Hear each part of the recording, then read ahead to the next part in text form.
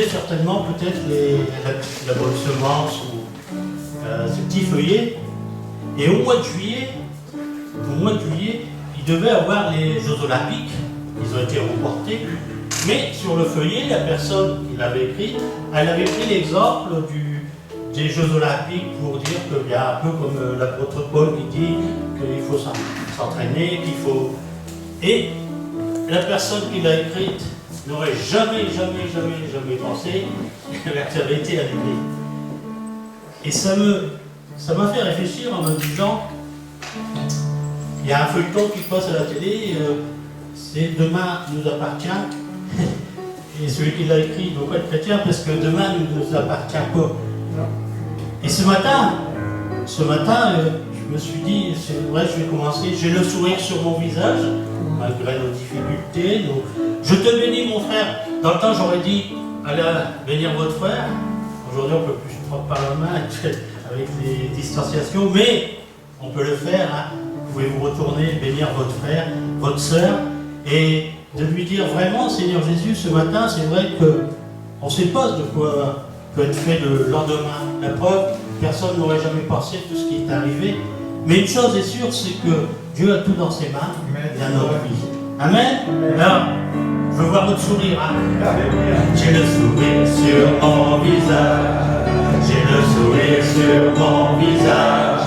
J'ai le sourire sur mon visage. Accorde Jésus.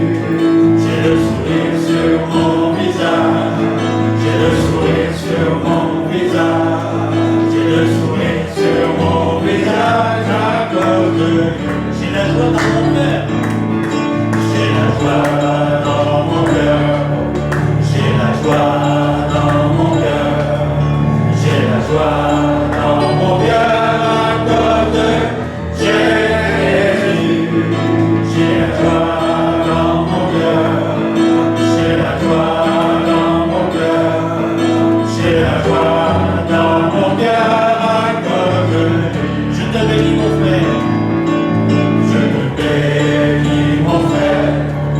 Je te bénis, ma soeur. Je te bénis, mon frère. Accorde Jésus. Je te bénis, mon frère. Je te bénis, ma soeur. Je te bénis, mon frère. Accorde-lui. J'ai le sourire. J'ai le sourire sur mon visage. J'ai le sourire sur mon visage. J'ai le sourire sur mon visage. Accorde Jésus. J'ai le sourire sur mon visage. J'ai le sourire sur mon visage. J'ai le sourire sur mon visage. Accorde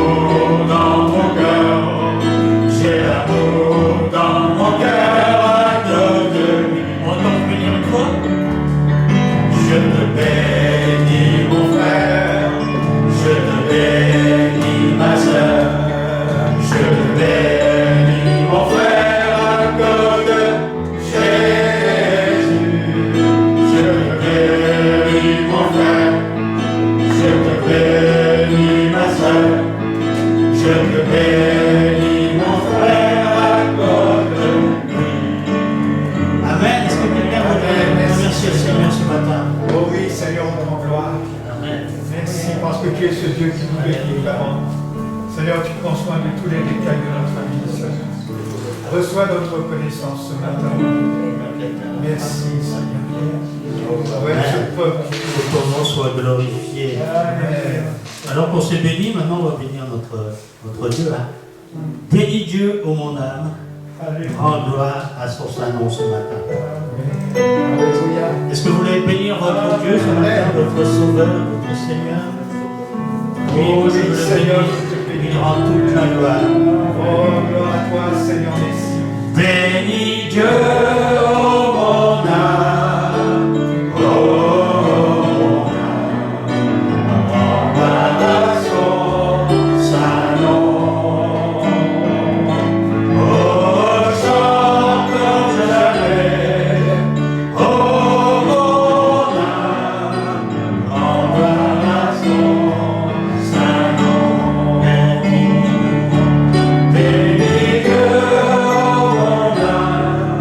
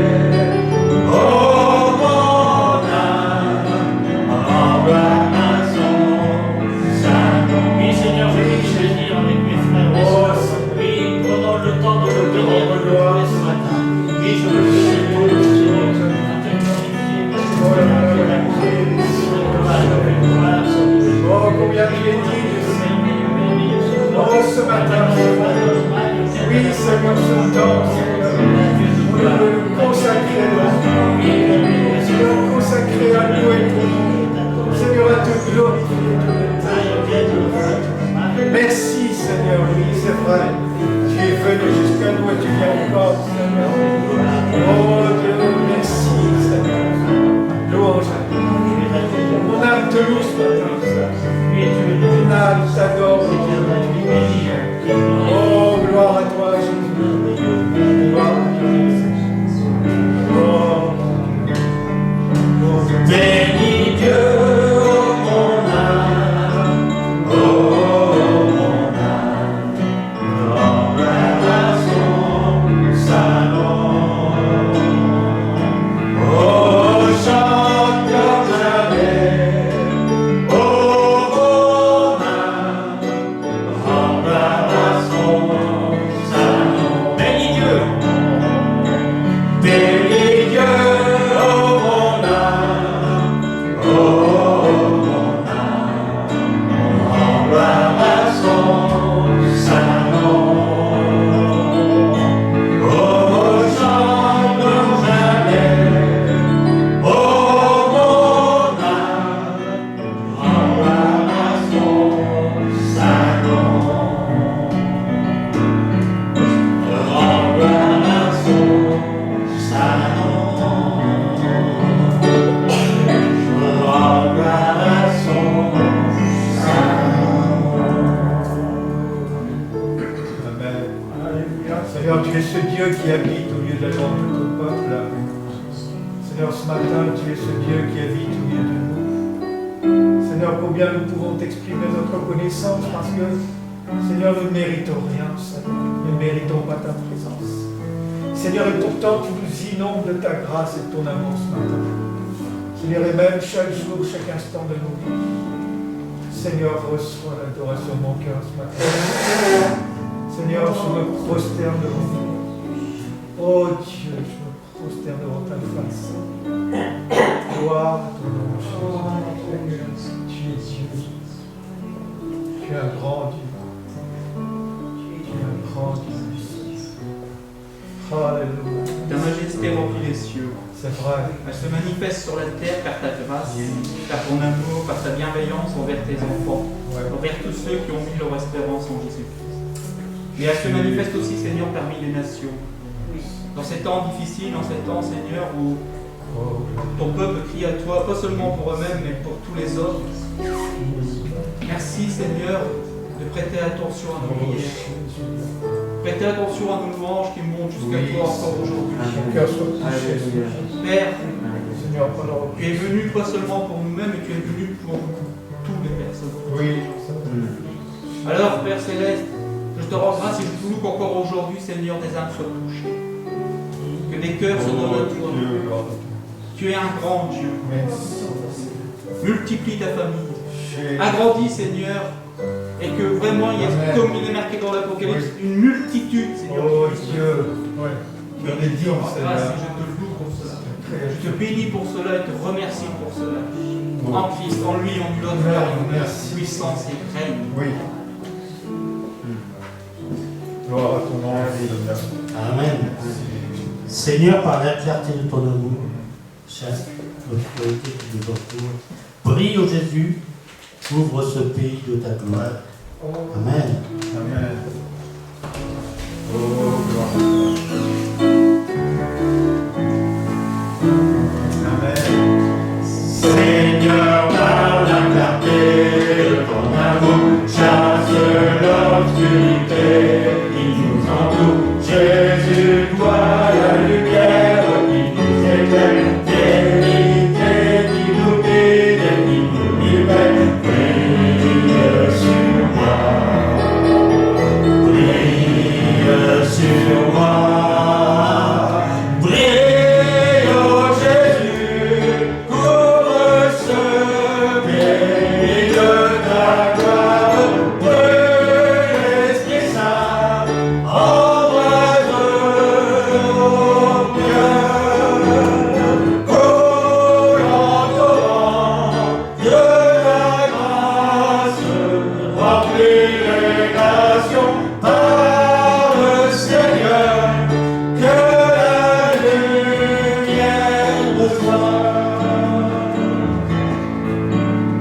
Seigneur, tu me conduis dans ta présence, de la nuit dans le temps de ta puissance. Par ton sang, je m'enferme à ta sainteté. Sauve-moi et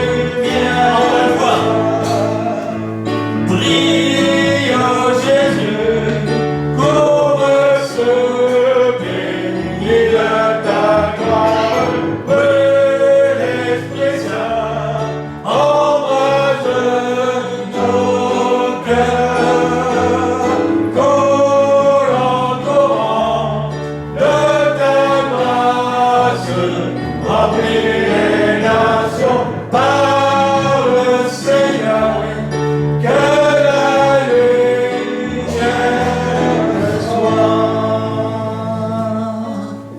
Amen. Peut-être applaudir notre Seigneur ce matin. Amen. Amen. Amen. Ça fait du bien d'avoir un Seigneur qui a la lumière du monde. Amen. On nous demande aussi de l'être. Et de savoir que j'ai un Seigneur merveilleux parce que il me sert toujours sur son cœur éternellement. Serre-moi sur son cœur éternellement. Merci. Parce que je sais que je peux aller à n'importe quel moment, n'importe quel moment vers lui. Il est là pour nous ouvrir ses bras. Oh Dieu. Est-ce que vous voulez aller dans les bras de votre Seigneur ce matin? Amen. Ah ouais. Oh Jésus. Voilà. Merci. Oh, serre-moi sur ton cœur.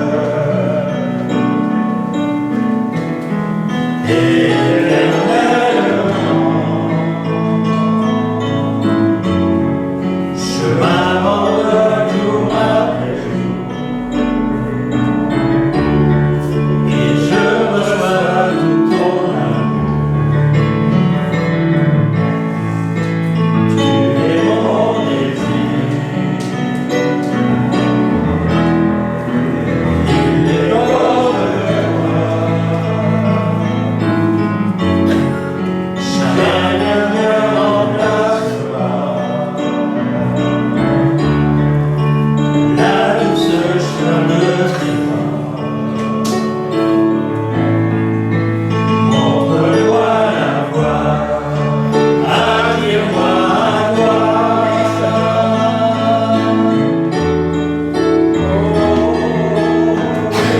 Oh mon désir, Seigneur, c'est vrai.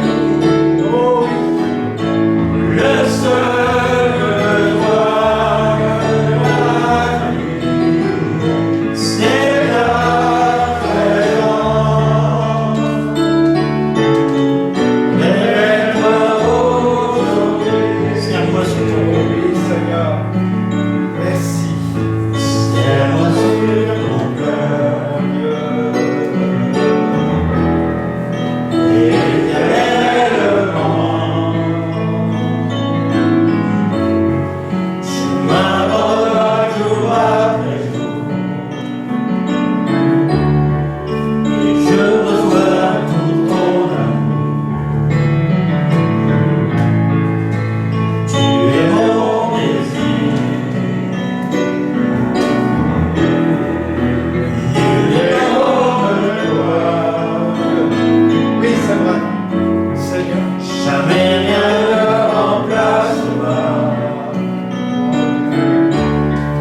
la douce chaleur de tes bras. Montre-moi la voie, attire-moi à toi. Que ton nom soit béni ce matin. Tout mon désir, le seul besoin de ma vie, c'est la présence. Révèle-toi aujourd'hui, tout mon désir, tout mon désir. Le seul besoin de ma vie, c'est ta présence. Révèle-toi aujourd'hui dans ma vie. Révèle-toi dans ma vie aujourd'hui. Révèle-toi aujourd'hui dans ma vie. Révèle-toi dans ma vie. Et Seigneur, nous voulons t'apporter cette louange ce matin, c'est vrai. On peut aller vers toi parce que tu es toujours le Dieu Merci. qui ouvre ses bras. Jamais tu nous relâches, Oh, c'est jamais vrai, tu Seigneur. nous délaisses, jamais tu nous exclus, Seigneur. Seigneur Jésus, parce que tu es un Dieu d'amour, un Dieu de gloire. Merci, moi je veux te remercier ce matin parce que tu es mon Sauveur, mon Seigneur. Oui, je veux te bénir, même dans les moments difficiles, même quand ça ne va pas, tu es toujours là, toujours présent. Merci Seigneur Jésus. Oui, exprimez-vous ce matin, dites-lui que vous l'aimez, que c'est votre Dieu. Oh, merci. Seigneur, merci pour ta présence. Chaque jour, c'est pour la Seigneur, merci pour toutes les fois où tu m'as parlé au travers de ta parole cette semaine, Seigneur. Seigneur, merci, Seigneur, de ce que tu es ce Dieu qui prend soin. Seigneur, tu prends soin de ce que je ne sais pas. Seigneur, tu viens me rassurer. Seigneur, tu viens me réconforter. Seigneur, tu viens me porter. Oh Jésus, je veux te rendre grâce et te remercier, Esprit. Oh Dieu, tu es tellement bon. Merci, Seigneur, parce que tu es le Dieu qui est omniscient, omniprésent. Tu sais tout, Seigneur. Et tu as tout pouvoir, Seigneur. Seigneur Jésus, tu es celui qui veille sur tes enfants. Seigneur, dans les moments de joie comme dans les moments difficiles, Seigneur, tu es là. Seigneur, merci. Merci de ce que tu fais dans ma vie, Seigneur. Seigneur, merci pour ta grâce. Seigneur, merci. Louange. Oh Dieu. Merci. Solo cher.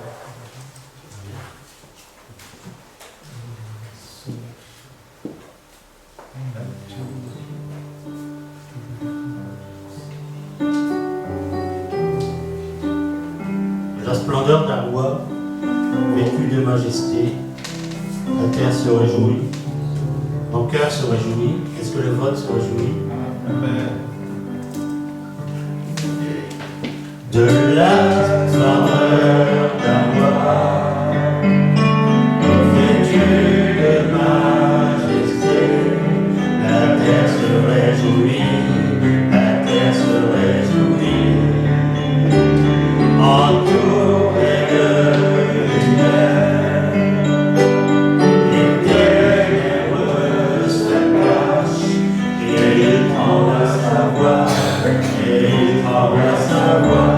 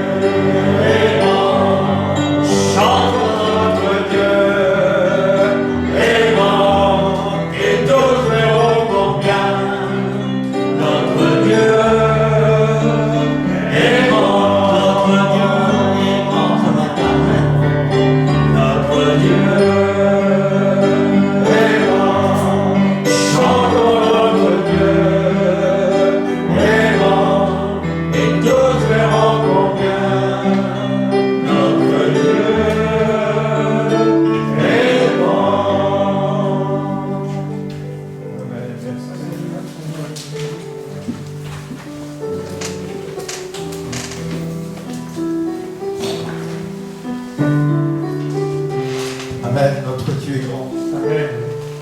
Et alors qu'on est en train de chanter ce chant, j'étais en train de réaliser quelque chose, non pas que je ne le sais pas, puis non pas que vous ne le sachiez pas non plus, mais c'est que,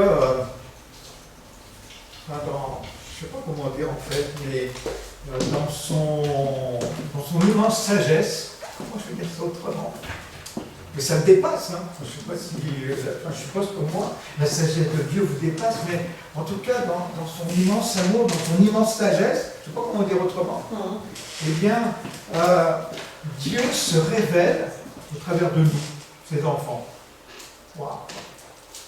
Est-ce que vous réalisez dans votre vie de chaque jour que Dieu est en train de se montrer aux hommes, aux autres au monde, au travers de ses enfants, les enfants que nous sommes? Dieu vit vraiment en chacun de nous. C'est la raison pour laquelle Dieu me transforme jour après jour. C'est la raison pour laquelle j'ai encore besoin d'ailleurs d'être transformé comme vous. Je suis heureux que Dieu le fasse. Donc, lis sa parole, eh bien, je suis touché. Cette parole me parle. Et je suis tellement reconnaissant au Seigneur, il est vraiment vivant. Il vit aujourd'hui, dans le cœur de ses enfants. Il vit aujourd'hui au travers de toi, au travers de moi. C'est à la fois un immense privilège, mais c'est à la fois aussi une grande responsabilité, n'est-ce pas? Nous sommes là pour refléter Jésus, pour montrer qui il est. Merci Seigneur, parce que tu nous fais confiance. Merci Seigneur pour ta fidélité. Wow. Dieu est fidèle, la Bible nous dit que même quand nous sommes infidèles, lui il est fidèle. Ça, c'est pas notre nature. Mais Seigneur est tellement grand. Merci Seigneur pour ta fidélité envers moi. Merci Seigneur pour cet amour qui est si pleinement réalisé dans la vie de chacun d'entre nous. Je rends gloire à Dieu. Mais j'aime encore une fois le louer et l'adorer parce que voilà, mon cœur est transporté devant lui. Merci Seigneur pour ce privilège qu'est le nôtre. Alors voilà, ce matin, on va entendre notre frère André. Je suis reconnaissant, Seigneur, de pouvoir l'écouter et puis surtout de pouvoir écouter ce que Dieu a mis sur son cœur. Et avant de lui laisser la place, je vais juste vous donner quelques annonces. Donc on est toujours dans ces procédures et qui nous sont imposées d'ailleurs par la réglementation. Et je sais que c'est pénible, mais malheureusement, j'ai eu des nouvelles du CNEF hier et ça risque de durer encore un petit moment. Donc voilà. Mais c'est pas pour autant que Dieu n'est pas là, n'est-ce pas? Et voilà, donc il faut qu'on apprenne à vivre avec toutes ces contraintes et particulièrement à vivre dans l'église qui nous semble un peu quand même anormal, mais c'est comme ça. C'est que autant où, par exemple, dans les cinémas, c'est en train de se libérer un petit peu, mais dans les églises, non. On doit continuer à respecter les distanciations, les masques, etc. Voilà, donc il faut qu'on fasse avec. Et puis on doit bien sûr respecter les autorités. Alors ça, c'est une chose. Maintenant, donc on se retrouve bien sûr mardi pour notre réunion du mardi soir en visioconférence avec le temps de Sainte-Seine. Et puis, donc ceux qui étaient là mardi, je leur ai déjà dit, mais dimanche prochain, on aura un grand privilège. Déjà, le plus grand des privilèges, parce que Dieu sera là avec nous. Hein. Ça, c'est vraiment le plus grand des privilèges, mais on va aussi recevoir un de ses serviteurs, qui est le pasteur Denis Lespinois, qui est le pasteur de l'église de Troyes, qui va venir nous visiter avec son épouse. Et puis Denis, bien, on le connaît bien, mais on est content qu'il soit avec nous. En tout cas, je pense que Dieu va vraiment toucher nos cœurs, encore une fois, par l'intermédiaire de son serviteur. Mais bien sûr, il le fait tous les dimanches. Mais voilà, donc en tout cas, dimanche prochain, on reçoit Denis Lespinois avec son épouse, Smuska. Et puis, aussi une information, une demande de prière. J'ai appris hier, j'étais informé que le pasteur Jacques Dubois, vous savez, le pasteur de l'église de Rennes, eh bien, a été hospitalisé en urgence pour un infarctus. Et en tout cas, il est quand même dans un état assez critique. Et voilà, on vous a demandé, et je vous encourage à le faire, à penser à lui dans vos prières, et pas seulement pour lui, mais aussi pour son épouse. Vous savez que, enfin, vous savez, vous ne savez pas, mais on en avait parlé il y a quelques temps, ça, son épouse ils ont eu un grave accident. Son épouse a été, il y a quelques mois en arrière, mais son épouse a été sérieusement atteinte, elle se remettait tout doucement. Je suppose que ce qui est en train d'arriver, ça ne va pas être facile pour elle. Priez aussi pour son épouse et bien sûr pour l'église de Rennes. Donc je vous encourage à penser à eux dans la prière. On veut aussi penser dans la prière à tous ceux qui reprennent leurs activités, leur travail. Sébastien, il y a notre frère Thierry qui reprend l'école. Enfin, je crois qu'André, toi, t'es pas en arrêt là. Non, les vacances, c'était il y a longtemps. Il a repris lundi. J'ai repris lundi. Ah, t'as repris lundi. Bon, ben. Et puis il y a toute la reprise des écoles. Prions, quoi. Que Dieu bénisse. Prions pour, je sais que pour notre frère, notre soeur Christin, avec ses, enfin, j'ai tout oublié le prénom. Du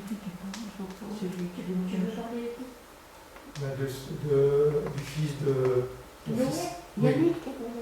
De Yannick, oui. Donc il est revenu, ça y est. Non, il est toujours au Canada. C'est tout petit. C'est Noé qui est revenu. Ah, c'est Noé qui est revenu. André l'a ramené à sa maman samedi dernier. Ah, d'accord. Bon, Bon, je me mélange un peu les pinceaux. Il est en attente de son dossier, il a été renvoyé 4 fois. Et ça y est, donc il a eu des nouvelles de l'immigration, qu'on peut que le dossier était au complet et qu'il serait étudié dans les semaines à venir. D'accord. Donc maintenant, Le dossier pour le dossier pour qu'il est résident permanent au Canada. D'accord. Et ça lui permettrait de travailler dès qu'il a les papiers. Ok. Donc c'est surtout dans ce sens-là, et ça lui permettrait en même temps de ravoir son fils. Parce D'accord. qu'il a demandé donc, résident permanent pour lui et Noé. Ok. Mais en attendant, l'école est très chère là-bas, 5 000 $ à l'année. Donc, et puis des cours d'orthophonistes, et puis tout ça, ça a fait qu'il a fallu qu'il revienne en France. Mais... Ok. En tout cas, prions pour ça aussi. Oui. On est frères et sœurs, donc on porte les fardeaux aussi les uns des autres. On se réjouit quand il y a des sujets de réjouissance. Réjouissez avec ceux qui se réjouissent et pleurez avec ceux qui pleurent. Eh bien voilà, on doit aussi bien sûr être concernés parce que les uns et les autres nous vivons. Alors, je vais donc te laisser la place, mon frère. Tu as le droit d'enlever ton masque. Hein. Est-ce que tu as besoin d'un pied ou si tu prends mes poings, ça va. Je vais te nettoyer, je ne sais pas que tu sois pollué par moi. Il faut porter les fardeaux, puis...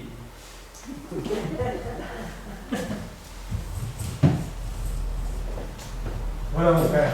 Merci. Bah, je me présente quand même. Je m'appelle André Delouvic. J'habite Solène, à peu près 25 km d'ici, du côté du Cateau, je ne sais pas si vous connaissez. Je suis marié, j'ai 3 enfants, 4 même, un décédé, mais je sais où vous voyez, pas de problème. Que vous dire de plus? Moi j'ai envie de prier avant de commencer, et j'ai envie de prier pour cette assemblée. Et j'ai une prière qui est tirée de la Bible et que j'apprécie parce que c'est Dieu qui l'a demandé à Moïse pour son peuple. Alors, j'ai prié pour la prédication. Seigneur, j'ai besoin de toi. Amen. Tout simplement. Saint-Esprit, plus que jamais, je dépends de toi. Et tu aimes ça. Oui. Ma bouche t'appartient, mes pensées t'appartiennent, mon cœur t'appartient. Alors que ta volonté soit faite. Et ce qui sera donné aujourd'hui, Seigneur, puisse être bénéfique à mes frères et à mes sœurs et être leur pain quotidien. Amen. Au nom de Jésus. Amen. Amen. Merci Seigneur. Alors la prière que j'ai eu à cœur tout de suite quand on m'a demandé d'apporter, c'est, je l'ai tiré de Nombre 6, verset 24. C'est une bénédiction. Et elle est pour cette assemblée, mais vous pouvez la saisir aussi. J'ai oublié les personnes qui nous regardent sur Internet. Vous pouvez les saisir pour vous, bien sûr. Que le Seigneur te bénisse, qu'il te garde, qu'il fasse luire sa face sur toi, qu'il t'accorde sa grâce, qu'il tourne sa face vers toi et qu'il te donne la paix, dans le nom de Jésus. Amen. Amen. Très simple, c'était Dieu qui avait demandé à Moïse pour prier pour Israël, pour bénir Israël. Et j'aime bien, moi, tirer de la Bible des prières, j'aime bien tirer, d'ailleurs ça va être le sujet d'aujourd'hui, c'est lire la parole ou les Écritures. De nos jours, pardon, ça fait longtemps que je n'ai pas donné la parole, je me réorganise. De nos jours, il y a la connaissance qui s'est accrue dans beaucoup de domaines. Elle s'est accrue dans la technologie, nos voitures, il suffit de regarder nos voitures, il suffit de regarder ce qu'on fait, on va dans l'espace. On fait des choses vraiment incroyables aujourd'hui. Et mon gamin, il a eu 20 ans hier, je me suis dit, sur 20 ans, tout ce qui s'est passé en technologie. Aujourd'hui, quand je lui dis qu'on avait des petits portables comme ça, lui, il rigole, il se moque de moi. Quoi, t'avais ça? Bah oui, c'était pas mal, c'est bien. C'était même mieux, je dirais, parce qu'aujourd'hui, on est trop pris par ça. Mais la médecine aussi, la science. Mais sur 100 ans, incroyable le pic de connaissances qu'on a pu acquérir sur beaucoup de choses. La Bible nous dit que dans les derniers temps, la connaissance va s'accroître. Pas seulement la connaissance technologique, mais aussi la connaissance biblique. Et c'est vrai. Depuis que Luther et Calvin, pour citer qu'eux, ont pu commencer à prêcher non pas en fonction d'une doctrine religieuse, mais en fonction de la parole. Amen. Les choses, quand même, ont bougé. Les personnes ont pu commencer à lire la parole. Entre autres, je sais que Luther avait traduit la Bible qui était en grec à l'époque. Il l'avait traduit en allemand. C'était vraiment une avancée incroyable. Et c'est ce qui a permis à ce que, je dirais, la réforme, j'aime pas trop protestant, mais la réforme a pu commencer à croître. Calvin, pareil, de son côté, lui, a encore approfondi. Il y a même certains théologiens qui disent que Calvin était baptisé du Saint-Esprit, qui parlait en langue. Donc pour vous dire que quelque part, il y a des choses qui bougeaient. Donc nous pouvons aujourd'hui, grâce à de tels hommes, grâce à ce réveil, la lire dans notre langue maternelle. Et ça, c'est un acquis que nous devons garder précieusement. Dans certains endroits de la terre, il est interdit d'avoir ce livre. On est obligé de le cacher, de le lire en cachette. D'autres sont obligés d'apprendre une langue pour pouvoir la lire parce qu'elle n'est pas traduite dans leur langue.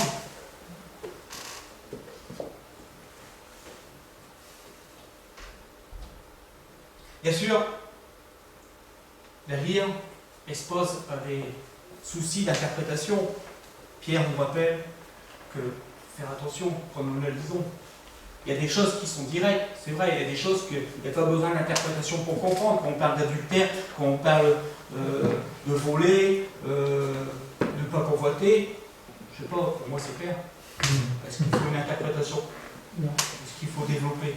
On pourrait, peut-être, mais par contre, il y a d'autres passages qui sont difficiles, non? Et même, je dirais, même quand ça paraît simple, il faut peut-être se remettre dans le contexte.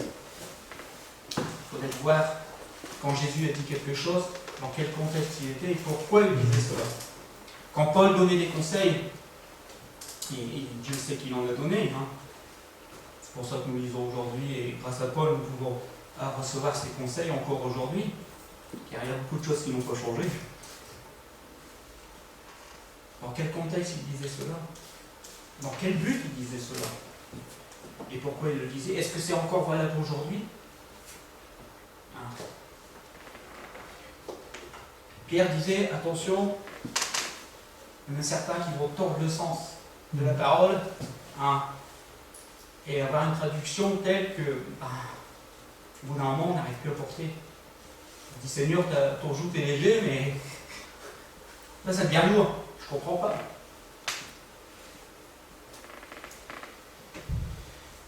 Alors, je m'arrête à des moments pour pouvoir relire mes autres. Hein. Nous avons aussi, ce qui est merveilleux, c'est que, à fur et à mesure que la réforme a évolué, que le protestantisme qui est arrivé, il y a eu beaucoup d'écrits, il y a eu beaucoup de livres qui ont été écrits, beaucoup d'enseignements qui ont été donnés. Et aujourd'hui, encore plus, nous avons Internet. La preuve, on peut nous voir sur Internet, on peut nous écouter. Et ça a été une avancée encore technologique bénéfique. Moi, j'ai été aidé par des pasteurs sur Internet, David Wilkerson, Eric Prince, Amadou Carabéry. Ce sont des gens qui ont reçu et qui m'ont enrichi. Je ne parle pas de mon ancien pasteur Philippe Champreux, qui m'a beaucoup apporté, ainsi que Thierry qui est ici. Hein, je n'oublie pas ceux qui sont autour de moi, qui m'ont aussi beaucoup apporté. Et surtout, j'ose le dire, m'ont repris. D'ailleurs, on a tendance à être pharisien des moments et à oublier l'amour. Donc je rends grâce au Seigneur pour tout cela, même s'il y a des moments, dans certains enseignements, je bloquais. Je sais pas. Je mets entre parenthèses. C'est pour ça aujourd'hui je vous laisse seul juge de ce que je vais apporter. Vous avez le droit, au moins vous avez le droit d'avoir une opinion, vous avez le droit de dire là je vois pas ça comme toi en vrai. Les apôtres par moment avaient du mal à comprendre Jésus. Et c'était Jésus, pour lui il avait raison. Donc nous voyons que l'importance de la connaissance qu'il y a pu avoir, c'est, je dirais au moins déjà ces 100 dernières années sur le plan biblique, et qu'elle va continuer à s'accroître, c'est normal. Mais est-ce que cela doit venir empiéter dans notre vie personnelle? Est-ce que cela doit venir empiéter ou réduire notre lecture quotidienne de la parole? À nous. Et là, je parle à chacun individuellement. Je ne parle pas à dire, je ne dis pas qu'il faut lire tous les jours, il faudrait que vous lisiez 2 chapitres, 3 chapitres, 4 chapitres. C'est pas ça que je dis. Je sais qu'il y en a certains, ils aiment bien la prière, ils vont être assidus à la prière. D'autres, c'est la parole. Moi, je suis quelqu'un de parole. Moi, je vous dis tout de suite, c'est la Bible qui m'a converti. Je me suis retrouvé tout seul avec une Bible, on me l'a donnée. J'ai voulu la lire. Je précise, c'était pas dans des bons sentiments à ce moment-là. Hein, c'est Dieu qui a retourné la situation. Mais c'est la parole qui m'a convaincu. C'est la parole qui m'a poussé, du moins les Écritures, qui m'ont poussé à prier à Dieu à un moment bien précis de ma vie. Et qui m'a répondu. Amen. Pas seulement à un moment précis de ma vie, plusieurs fois, mais là, ce jour-là, c'était super. Je dirai un jour mon témoignage si vous voulez. Et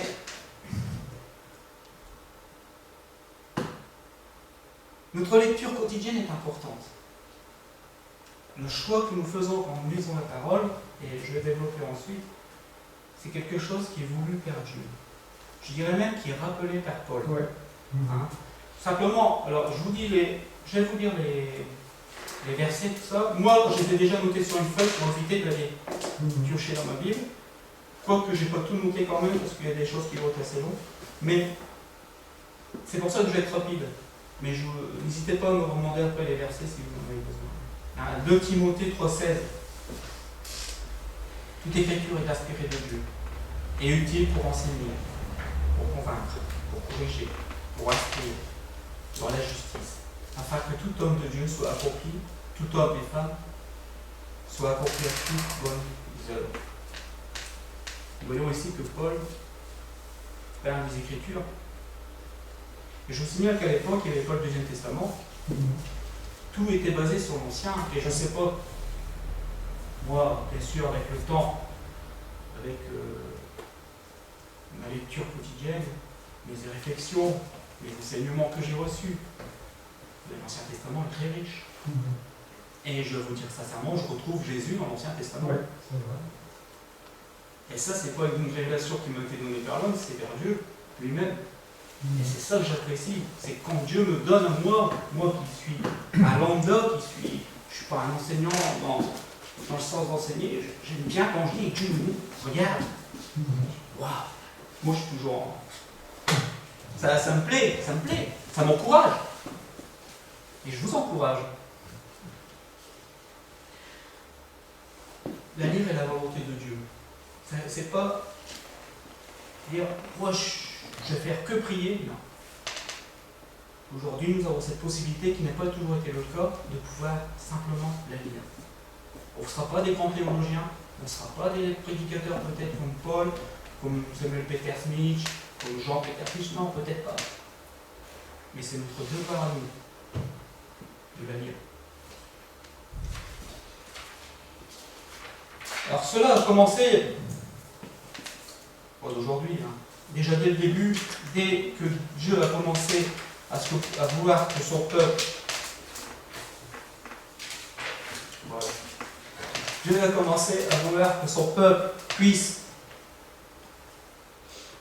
lire la parole, hein, nous disons dans Deutéronome 11, verset 18, Deutéronome 11, verset 18, mettez dans votre cœur et dans votre âme ces paroles que je vous dis. Vous les lirez comme un signe sur vos mains, et elles seront comme des frontaux. Frontaux, c'est ici. Entre vos yeux. Vous les enseignerez à vos enfants, et vous leur en parlerez. Quand tu seras dans ta maison, et quand tu iras en voyage, quand tu te coucheras, et quand tu te leveras, tu les écriras sur un poteau de ta maison et sur tes portes. Ce que j'apprécie là, déjà rien qu'en lisant les premiers mots, mettez-les dans votre cœur, dans votre âme, c'est-à-dire quelque part que cela puisse pénétrer en vous. Jésus à un moment fait le reproche aux pharisiens, mais ma parole ne rentre pas en vous. J'ai beau vous parler, ça ne rentre pas, vous n'en voulez pas. C'est une réalité. Et là déjà, dans l'Ancien Testament, Dieu dit votre cœur et votre âme. Déjà là, il veut que sa parole, quand nous la lisons, elle soit là. D'ailleurs, ça me fait toujours penser à ce que Paul disait. Jésus, quoi qu'il en soit, c'est marqué, tu le sais. Il ne veut pas que sa parole soit écrite dans la pierre, mais dans un cœur de chair. C'est bien ça. Donc nous voyons déjà que sa volonté, sa véritable volonté, c'est que sa parole puisse être dans nos cœurs, qu'elle puisse être dans notre âme. Et ça, c'est important. Combien de personnes, quand elles lisent la Bible, la lisent tout simplement parce qu'ils se sentent obligés de la lire. Mes frères et mes sœurs, moi je voudrais vous encourager, quand vous le lisez, demandez au Saint-Esprit de vous lire. Moi, c'est le Seigneur qui m'a montré un jour. Tu sais, quand tu as ouvert pour la première fois la Bible, j'étais là. Saint-Esprit était là. Il attendait. Il attendait le bon moment. Il attendait le bon moment pour me pincer. Il a réussi quand j'ai commencé à lire le Deuxième Testament. Là, il m'a... Mais il était là.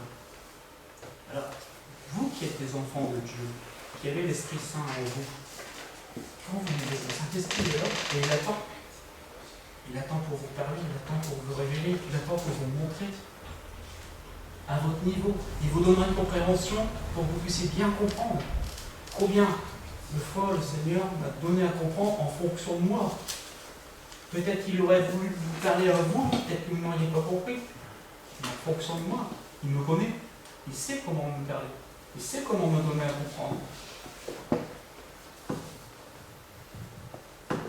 Cela n'était pas seulement pour les lambda, c'est aussi pour les gens qui avaient pouvoir sur le peuple, c'est-à-dire qu'ils avaient autorité sur le peuple. Hein. Nous lisons aussi dans Josué 1, verset 8, que ce livre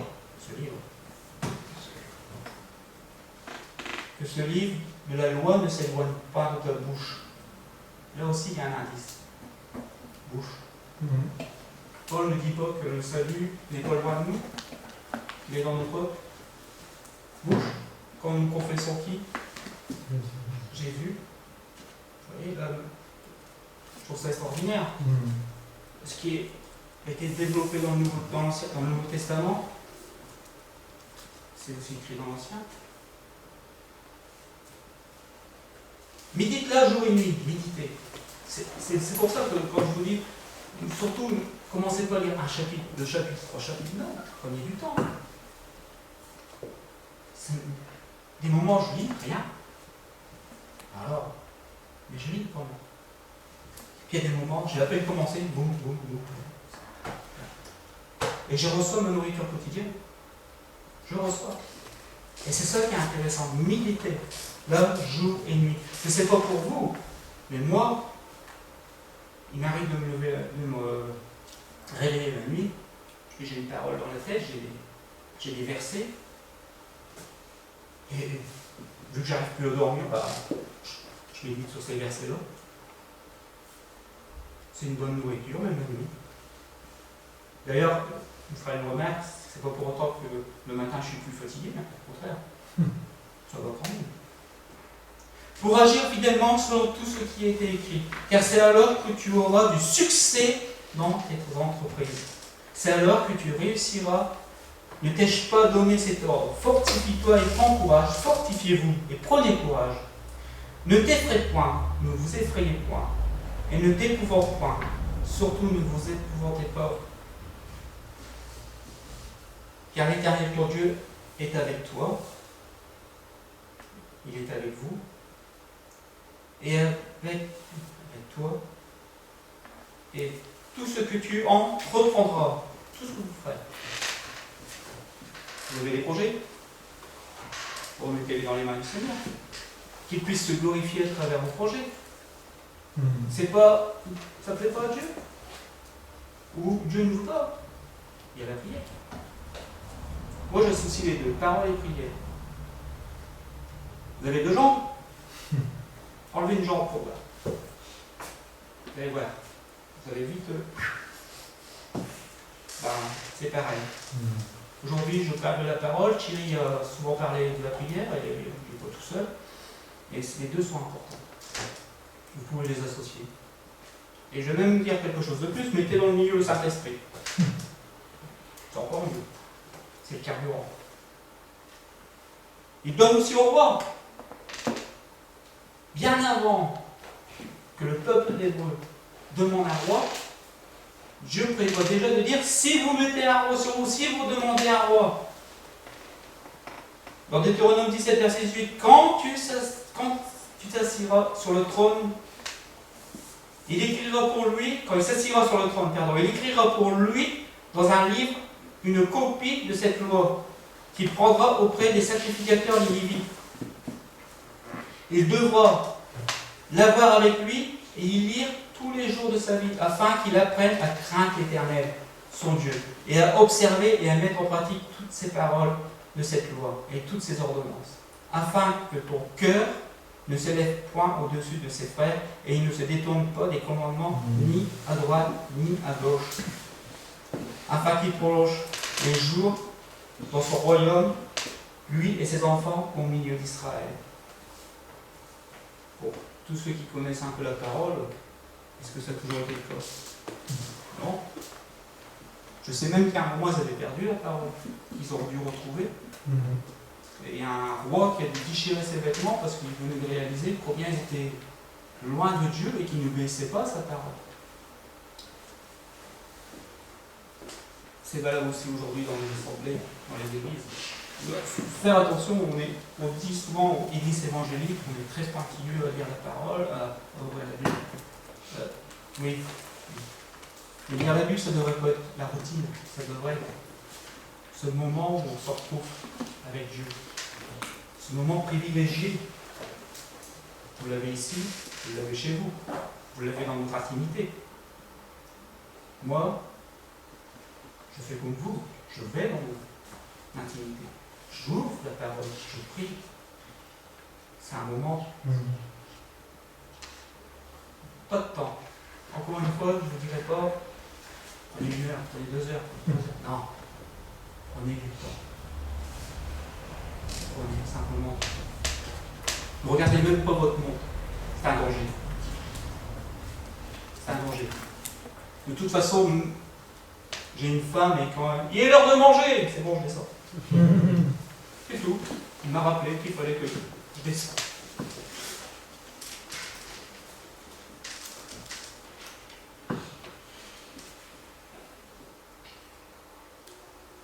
Voilà. Bon, donc, nous voyons donc bien que c'est la volonté de Dieu que ses serviteurs puissent lire la parole. C'est même, je dirais, important pour Dieu. À chaque fois que vous ouvrez la parole, vous honorez Dieu. C'est que vous avez envie d'être son époux, c'est que vous avez envie d'être.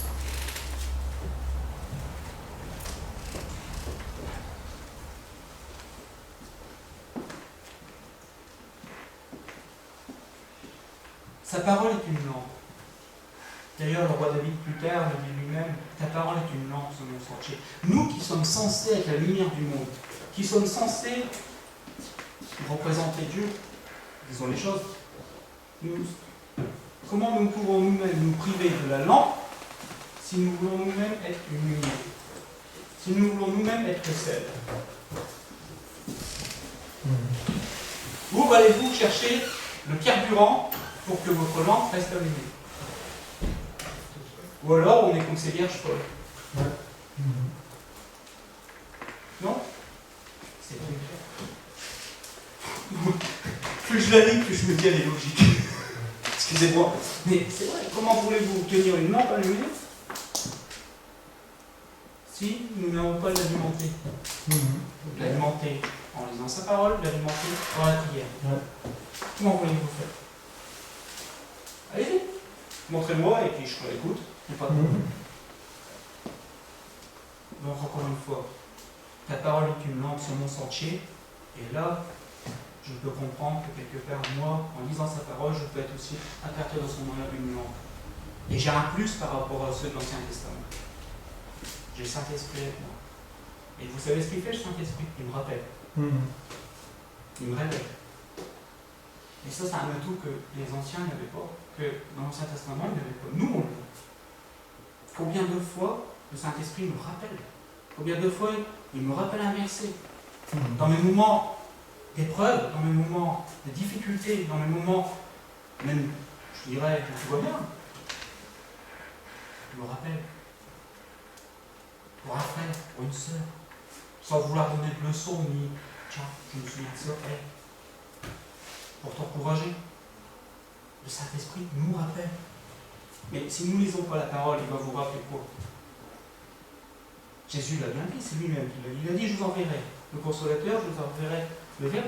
C'est lui qui va vous rappeler tout ce que je vous ai dit. Mais si on ne le dit pas, comment il va faire pour vous rappeler? Ça vient de Dieu, ça vient pas de Dieu.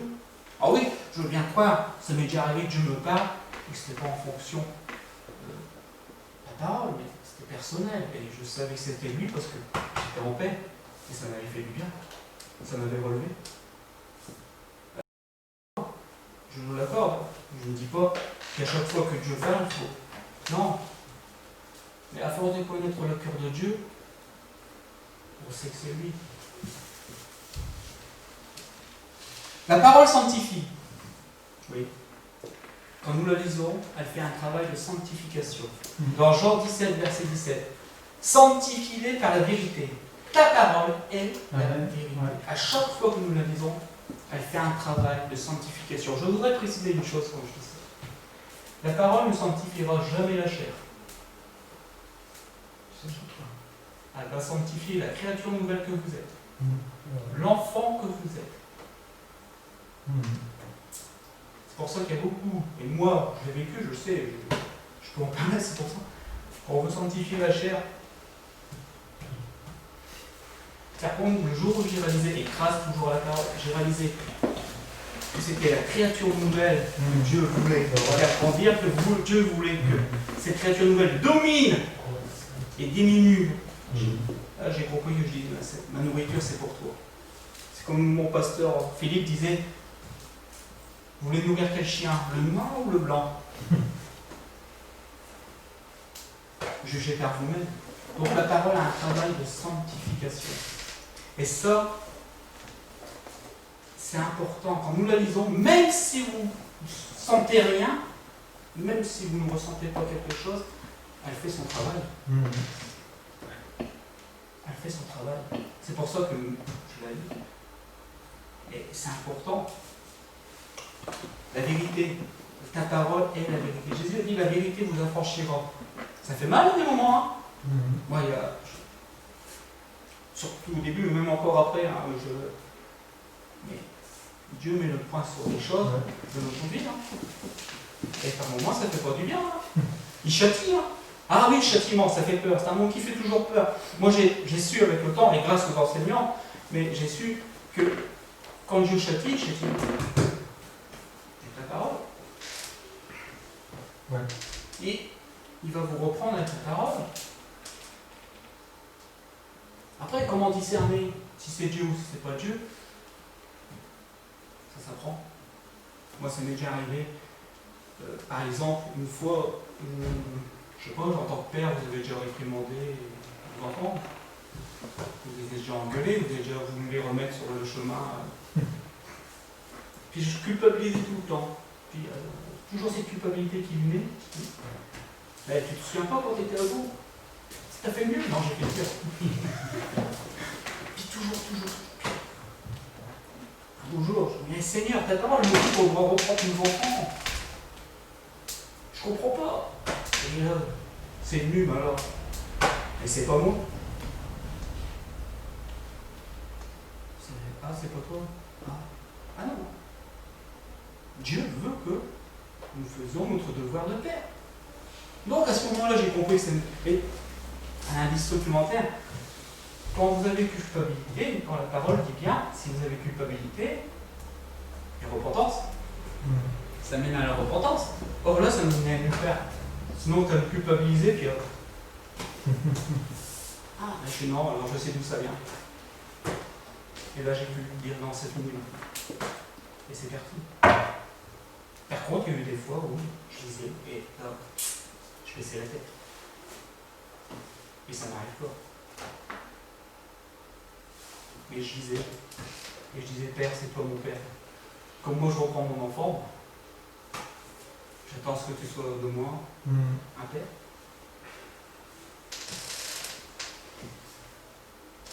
La parole est la vie éternelle, dans Jean 17, verset 3. Or, la vie éternelle, c'est qu'ils te connaissent toi. Si nous n'apprenons pas à connaître Dieu, on ne pourra jamais vraiment s'approcher. Comme disait Jean-Bernard, je crois que c'est toi qui l'as dit dernièrement, vous vous approchez de quelqu'un que vous connaissez, vous avez envie de donner votre confiance à quelqu'un que vous connaissez. Je crois que c'est toi, Jean-Bernard, qui l'a dit merdi ou il y a 15 jours, je ne sais plus, mais c'est vrai.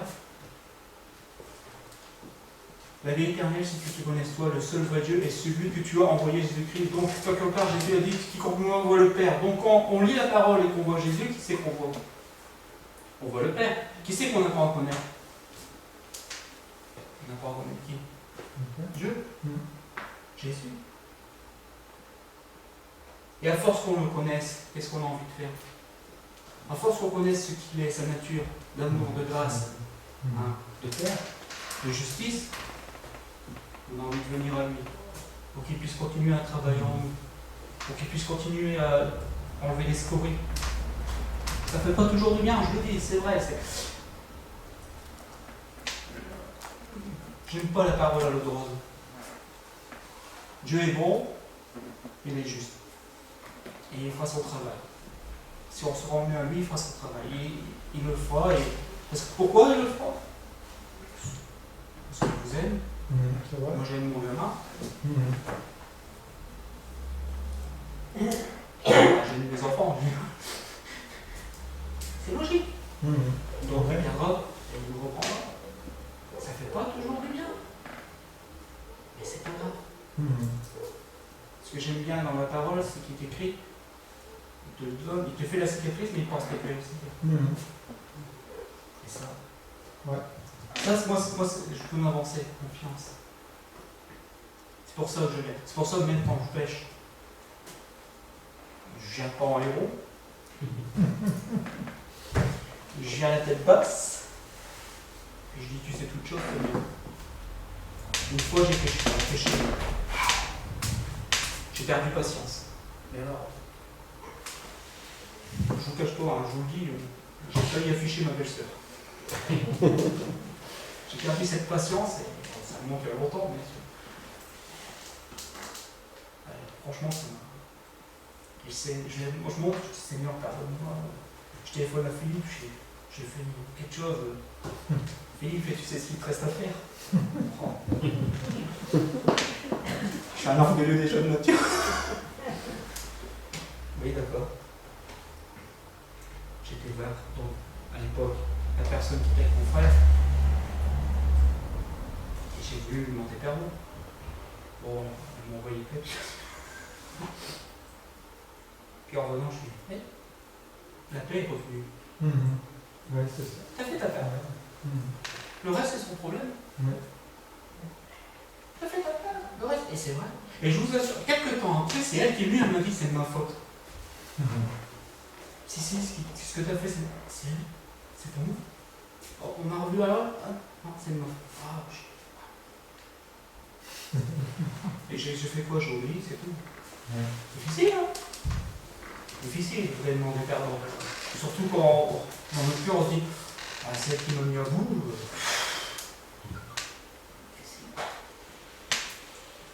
Mais j'étais quand même vers lui. Je suis venu à lui. Je ne vais pas détourner en disant, oh, non. Je sais, Seigneur, c'est pas ce que tu voulais. J'ai craqué. Oh, tu sais ce qu'il te reste à faire.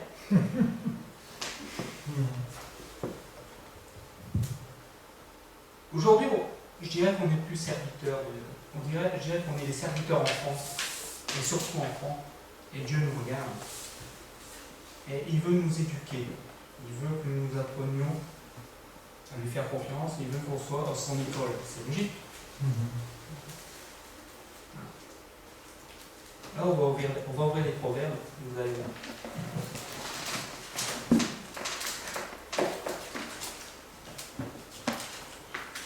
Il y a 5 chapitres. On va pas tous les lire.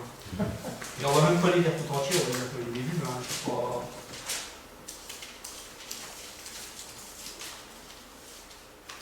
Les 5 chapitres. Pour bien comprendre que. Je vais lire que les débuts des 5 chapitres. Je vais pas tout lire, mais je vous invite chez vous à les lire pour bien vous rappeler que Dieu, il veut nous éduquer. Dieu veut que nous soyons à son école. Là encore une fois, pour être à son école, qu'est-ce qu'il faut faire? Oui, il y a des enseignants, c'est vrai. Et amen, merci Seigneur pour tous les enseignants qui donnent. Mais, est-ce que vous avez Jean Bernard tous les jours chez vous? Non, moi non plus. Oui, c'est vrai, on pourrait aller sur Internet et chercher des sujets, c'est vrai. Aujourd'hui, c'est possibilité, et je ne dis pas le contraire. Mais avant, je dirais aujourd'hui, avant d'ouvrir un livre, j'aimerais avoir lire la parole, voir ce qu'elle me dit. Oui, c'est vrai. Ensuite, ça ne veut pas dire que je peux aller développer avec d'autres enseignements, c'est pas ça.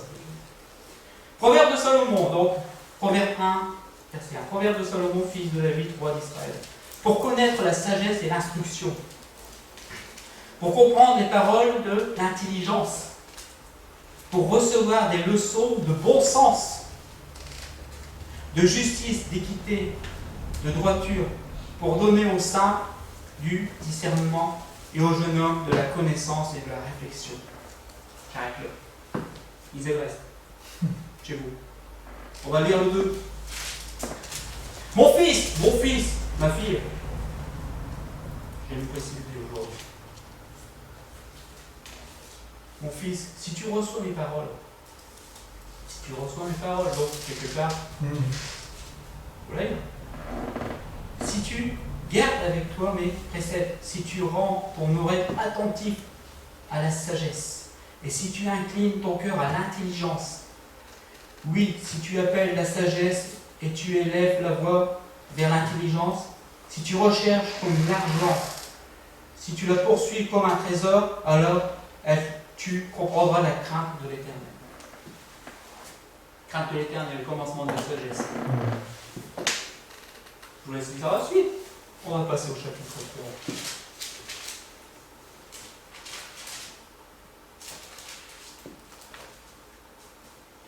3. Oh, il n'y a plus de chapitre 3. Ah si. Mon fils, toujours, n'oublie pas mes enseignements, et que ton cœur garde mes préceptes. Que ton cœur garde mes préceptes. Vous ne savez pas que l'homme a tendance à oublier? Et avec l'âge, ça ne s'arrange pas. Ah, moi, je l'ai appris par l'expérience aussi. Surtout en ce moment, je commence à avoir l'initiative. Et que ton cœur garde mes préceptes. Mais si continuellement je ne m'alimente pas de la parole, si continuellement je ne m'alimente pas, bon, normalement, qu'est-ce qui va se passer? Ça va faire pire. Je vais avoir des oublis. Car il prolonge les jours et les années de ta vie. Ils augmenteront ta paix. Que la bonté et la fidélité ne t'abandonnent pas. Lis-les à ton cou. Écris-le sur une table de ton cœur. Moi, je me souviens une fois, au début, mon épouse, elle écrivait. Elle recopiait la Bible. Très bon moyen de... Alors moi, comme j'aime pas écrire, mais je la salue de ce côté-là parce qu'elle aimait ça. Ça l'aidait à retenir. Alors, allez, 4. Toujours. Alors, je vous invite à lire ces 4 chapitres, même 5, il y en a 5. Écoutez mes fils. Là c'est mes fils. L'instruction d'un père, et soyez attentifs pour connaître la sagesse, car je vous donne de bons conseils. Le Saint-Esprit, on ne l'appelle pas conseiller. Jésus, on ne l'a pas appelé conseiller. Car je vous donne le bon conseil. Ne rejetez pas mon enseignement. J'étais un fils pour mon père, un fils tendre et unique auprès de ma mère. Un père et une mère. La logique veut qu'un père et une mère éduquent ses enfants dans l'amour, dans la droiture, selon la volonté de Dieu. On voit aujourd'hui qu'il y a beaucoup de de parents qui démissionnent. Et je sais que c'est pas facile, surtout notre génération, enfin la génération qui arrive, mais on voit que les dégâts ça fait quand les parents démissionnent. Là, par contre, Dieu dit attache-toi à moi, attache-toi à mes enseignements, c'est moi ton père. Alors si on dit que Dieu est notre père, la logique veut que nous soyons attentifs à ce qu'il nous dit. J'ai mon gamin qui est là. Il m'a toujours épaté parce que malgré que j'étais parent sévère, il me lycée. Et il ne savait pas qu'en faisant ça, il était en train de se bénir. Et un jour, il a pu me dire, en gros, quand je prie, Dieu m'exauce toujours. Alors, je vous dis, elle répond à ça. Bon, tant mieux, c'est pour moi là. Non, mais... que son plus jeune frère est très difficile. Et ça, moi je dis, ton frère, il oublie, c'est tout. Regarde, il réussit. Bon, je présume qu'il pourra ravaler sa fierté aussi. C'est pas dur avec moi. Moi, j'ai aussi la correction de mes parents, surtout de mon père. Si vous voyez ma main, elle a été le double. Et pourtant, je peux compter le nombre de fois qu'il l'a utilisé. Sur une seule main. Sa présence suffisait. Nous voyons donc que nous avons un Père bienveillant et que son désir, c'est que nous ayons sa connaissance de sa parole, qui nous invite à la lire, à la méditer et à y réfléchir. Sa parole nous dit aussi qu'elle nous donne le mystère du royaume de Dieu. Ça ne vous interpelle pas? Ça ne vous donne pas envie de connaître le mystère du royaume de Dieu? C'est à nous, ses enfants, qu'il a dit ça. Il n'a pas dit ça aujourd'hui, il a dit à ses enfants, il vous a été donné la possibilité de connaître Le mystère du royaume de Amen, Dieu. ouais, c'est vrai. Je ne l'invente pas, c'est dans Marc 4, verset 11. Il leur dit, c'est à vous qui a été donné le mystère du royaume de Dieu.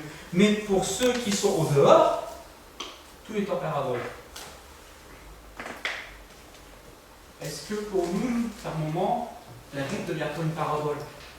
Parce qu'on a pu le plaisir, parce qu'on n'a plus envie de savoir, parce que on est bien comme on est. Moi, ça m'est arrivé. Hein. Il n'y a pas si longtemps que ça. J'ai dû me ressaisir. Hein. J'ai dit non.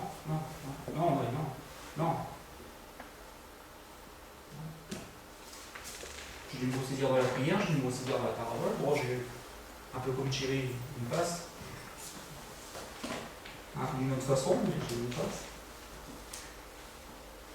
Un mystère, tenez, pour citer un mystère que le monde ne comprend pas, que les autres religions ne comprennent pas. La croix. C'est une folie. Alors, Et puis une folie pour les hommes. c'est une folie pour eux. Mais pourtant, c'est un mystère qui nous a été révélé. Je ne sais pas pour vous, enfin, pour moi, c'est mon impression, mais par exemple, beaucoup nous disent oui, vous avez trois dieux, le Père, Fils, Saint-Esprit. Moi, le jour où j'ai donné ma vie à Jésus, le jour où j'ai cru en lui, on dit toujours comme un voile qui s'en va. Je n'ai jamais eu besoin de me poser la question sur la Trinité. Pas ce que nous appelons la Trinité, même si ce n'est pas écrit dans la Bible, je le reconnais. Hein. J'ai jamais eu besoin de me dire non, mais pas. Hein, il s'est révélé en trois personnes. J'ai jamais eu